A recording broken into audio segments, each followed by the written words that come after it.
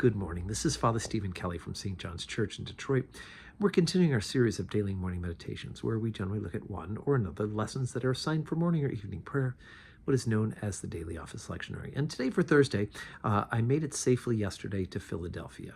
And so thank you all for your prayers for travel mercies. I'll be here for a few days doing some rowing, including some competing on Saturday. And then, of course, I will head back to Detroit. But Philadelphia is one of my favorite cities in addition to our own beloved Detroit.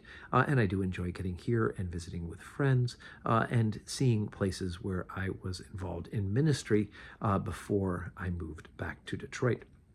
I thought today we'd take a look at the lesson that's assigned for evening prayer, the first lesson from the book of Job. Now, we're already up to chapter 38 in the book of Job, and so it does skip around a bit in the lectionary.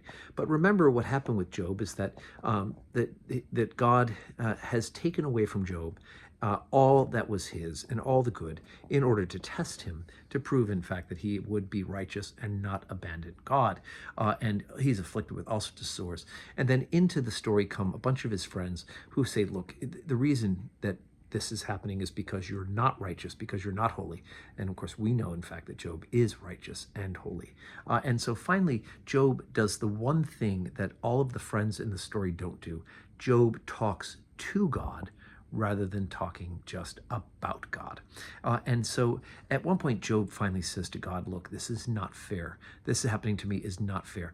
And unless you explain to me what exactly is going on here, I'm going to give up on us all.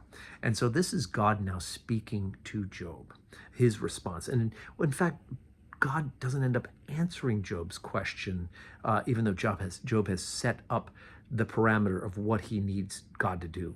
But rather, God answers like this. Chapter 38, beginning at verse 31.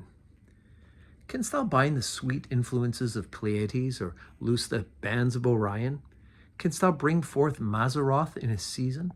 Or canst thou girdle Arcturus with thy sons? Knowest thou the ordinances of heaven? Canst thou set the dominion thereof in the earth? Canst thou lift up thy voice to the clouds, that abundance of waters may cover thee? Canst thou send lightnings, that they may go, and say unto thee, Here we are? Who hath put wisdom in the inward parts, or who hath given understanding to the heart? Who can number the clouds in wisdom, or who can stay the bottles of heaven? When the dust groweth into hardness, and the clods cleave fast together. Okay, so I love the fact that Job tells God exactly what he needs God to do. And God says, excuse me, but who are you, right? Who are you to think that you can do these things? Of course, God knows who Job is, obviously. But who are you to tell me what to do? And God not so gently reminds Job that he is the one who's in charge. He is the one who's done all these things. And can you do all these things to the stars and the constellations? Can you make the lightnings happen? Of course he can't. The great news is, of course, and I'm going to give this away because we probably won't talk about Job again this cycle in the daily meditation. But the good news is that even though Job has set up the parameters of what he needs God to do for him to continue to believe, just the fact that God answers him at all is enough, right?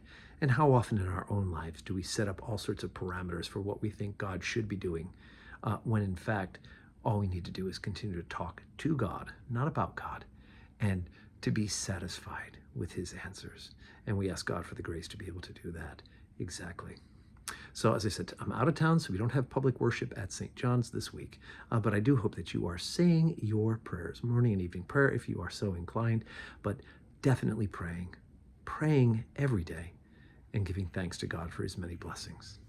And God willing, we'll see you soon in church.